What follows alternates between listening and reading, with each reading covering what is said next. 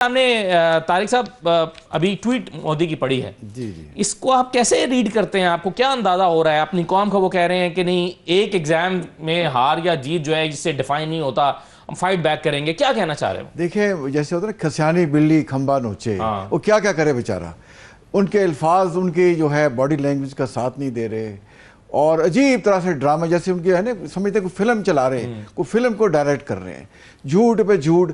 भाई आपकी पब्लिक को अभी पता चला है कि पाकिस्तान ने सच कहा, और आपके अंदर से आवाज़ें आ रही हैं और आपको आईना दिखा रही हैं कि इतना झूठ, झूठ पे झूठ, और आपको पाकिस्तान ने धूल चटा दी तमाम महाजों पे, मीडिया के महाजों पे भी, और पॉलिटिकली भी, डिप्लोमेटिक लेवल पे भी। तो वो आइसोलेट हुआ है, बिल्कुल जो है ना, एक पागल सा हुआ है। और इंटरनेशनली भी, भाई कौन गया था ट्रंप के पास? ट्रंप की ट्वीट हमने की है। उसके बाद जो CNN है, हम वो क्या कह रहे हैं, BBC क्या कह रहा है, GW का क्या कह रहा है, राइटर क्या कह रहा है, वाशिंगटन पोस्ट क्या कह रही है, दिल्ली टेलीग्राफ क्या कह रही है, सारे उनको आईना दिखा रहे हैं। और लेकिन वो है ना, मैं ना मानू वाली रट लगाई हुई है, और इन्होंने काफ़ी सारे छितर खा लिए हैं, डंडे भी खाए हैं। तो अब इन्हें शर्म करनी चाहिए। और इतनी ज़्यादा अरसा देखिए कोलिशन की गवर्नमेंट बनाई हुई है, टोटल 32 सीटों से बना हुआ है, 240 सीटें और 272 से गवर्नमेंट बनाई हुई है। और वो जो अपोजिशन वाले हैं वो 235 सीटें लेके बैठे हुए हैं। तो अंदर से इनकी जनता दल जो कोलिशन वाले हैं वो कह रहे हैं मोदी साहब इतना झूठ। अभी तो इतना प्रेशर है, रिजाइन करने के लिए कहा जा रहा है, स्टेप डाउन करने के लिए करना पड़ेगा। देखें जब एक लीडर जो है कौम का वो हार जाता है वॉर, जैसे 71 में जब हमारे याया और खुद इनिशिएट करके हार जाता है, यानी खुद जारियत किया और हार गया। और देखिए जंग मुसल्लत नहीं की थी इंडिया पर किसी ने। आप देखें इतनी मतलब जंग का कई करने का बेसिक्स नहीं आते। देखें पहले वो हुआ पहलगाम का इंसिडेंट जी, 2 हफ्ते तक इल्जाम लगाते रहे, फिर वो 4 रफाल आए स्टोरी, और लाइन ऑफ कंट्रोल पे आगे वापस चले गए। वो इन्हें सबक मिलना चाहिए था कि भाई आगे से वो लोग तैयार हैं, उन्होंने जैम कर दिया है और परेशानी में श्रीनगर एयरपोर्ट पर उतरे, कोई सबक हासिल नहीं सीखा। फिर चढ़ पड़े 70-75 जहाज़ों के साथ कि शायद सो रहे होंगे, हम चढ़ पड़ते हैं, और रफाल आ रहे हैं, जैम कर देंगे, इलेक्ट्रॉनिक वॉरफेयर है, स्टेल्थ है। यहाँ से जब हमारे शेर जवान और बहादुर जो है पायलट्स और जनरल हमेशा पाकिस्तानी कौम का सर फख्र से बुलंद किया है, चाहे 71 हो 65 हो जो भी हो। तो अब उन्होंने जब उनको 6 गिरा दिए तो समझ नहीं लगी, और पैरालिसिस हो गया, फॉलेज गिर गया और चुप करके बैठ गए। दोबारा तो हिम्मत नहीं हुई। देखिए मैं बताता हूँ आपको जी। और फिर क्या किया, फिर बजाय के कोई उस एयर को जो अटैक किया था उसको कोई सिंक्रोनाइज करते, कोई ग्राउंड ऑफेंसिव से, कोई ग्राउंड मनूवर से, तो वेट किया एक दिन और फिर अटैक कर दिया ड्रोन के साथ जी। और फिर ब्राह्मोस मारने शुरू कर दिए, और कुछ जाके काबुल में गिर गए, अफगानिस्तान में मार यहाँ रहे हैं, जाके वहां कर रहे हैं। ये तो इनकी हालत है, मतलब सिक्वेंशली अप्लाई कर रहे हैं।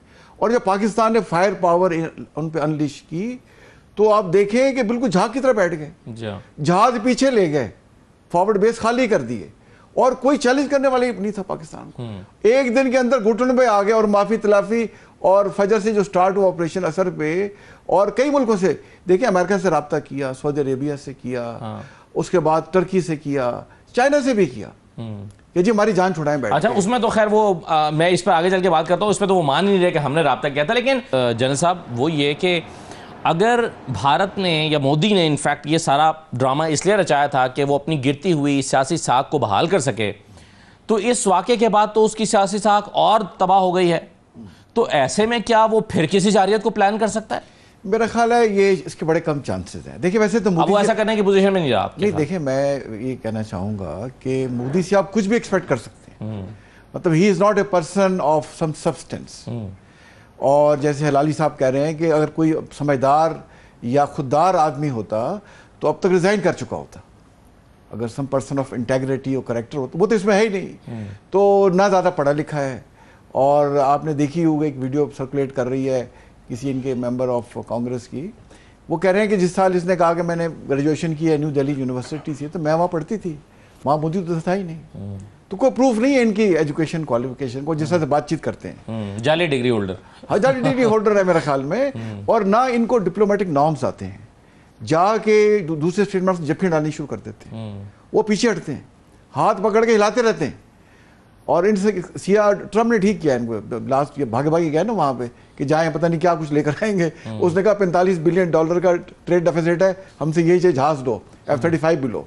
वो शक्लें देखने वाली थी, ऐसे बुझे हुए चेहरों के साथ बैठे हुए थी, इसकी भी और वो जयशंकर साहब के भी, बड़े डिप्लोमेट बने फिरते हैं ना, समझ इनको नहीं आ रही थी। और आप देखिए जो आपने रेफरेंस दिया कि एक रात पहले D.D. वांस का जो था कि जी ये खुद ही कर ले, हम तो इसमें हमारा क्या लेने देना, कर लेंगे दोनों आपस में।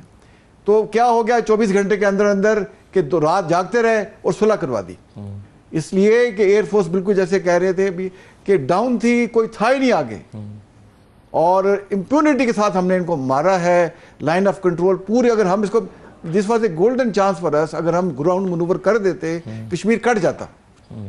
और अगर हम थोड़ी सी मनूवर अपनी ग्राउंड की उसमें रावी ब्यास कॉरिडोर जिसे हम कहते हैं अमृतसर में भी ले जाते, तो आगे से हमने मारना था, पीछे से सिखों ने मारना था। लेकिन हम एस्केलेशन नहीं चाहते, हम एस्केलेशन चाहते नहीं, तो हम आगे भी नहीं चाहते, हम तो एक अमन पसंद मुल्क है। बल्कि प्राइम मिनिस्टर ने तो कहा कि हम उनके 10 जहाज लॉक कर लिए थे, लेकिन मारे 5 हैं। 5 है, ज्यादा भी मार सकते थे। हमारा सिर्फ डेटरेंस डिफेंसिव नेचर का है भाई, हमारे बॉर्डर क्रॉस किए, हम जो हमारे पास वेपनरी है, हमारा दिल है, जो मर्जी इस्तेमाल करें, और तो हमें अंडरमाइन मत करें।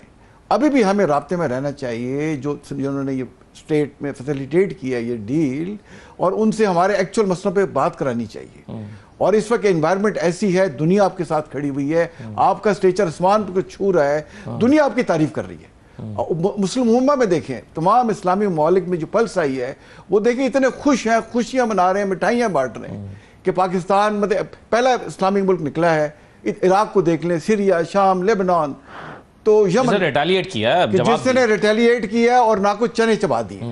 तो आपका स्टेचर जो है बहुत बढ़ गया है, अब दुनिया आपको इस एंगल से देखेगी। और आपने चाइना की भी वाह करा दी है कि दुनिया उनको स्पेक्टिकल थी कि भाई चाइनीज इक्विपमेंट है, फलाना है। बल्कि अब चूंकि बहुत सारे लतीफे भी आजकल चल रहे हैं ना, तो किसी ने लिखा हुआ था, और ये सीरियस लतीफा है कि फ्रांसीसियों को चाहिए कि राफेल पाकिस्तान को गिफ्ट करें ताकि उसकी इज्जत बहाल हो, जब पाकिस्तानी पायलट के हाथ में आएगा। और अभी उनके जो स्कॉलर एक है centre for China and globalisation के डॉक्टर विक्टर गावर, जो बोलते रहे ना, उसने कहा है कि Pakistan has opened the gate for China to become a global power, और Pakistan has shows our actual potential to the world by using this. तो पाकिस्तान ने तो उनकी वाह करा दी है। तो अल्हम्दुलिल्लाह, अगर मोदी ने दोबारा कोशिश की, इसको इससे भी ज्यादा हम मुंह तोड़ जवाब देंगे। इसमें जरा भी शर्म या और अकल हुई तो ये नहीं करेगा। अपने देखिए उनके सिटिंग आर्मी जो जनरल्स हैं, जो मनोज साहब जो रिटायर अभी हुए आर्मी चीफ, वो कह रहे हैं कि ये हमारी गलती थी और जंग मसले का हल नहीं होता। बहुत सारे लोग तो ये कह रहे थे कि जंग में पाकिस्तान पर जाना ही नहीं चाहिए, भारत को मार पड़ेगी। मार पड़ेगी। ये तो पहले से उनका एनालिसिस था, और वो चाइना वाले फैक्टर को बड़ा इंपॉर्टेंट देख रहे थे।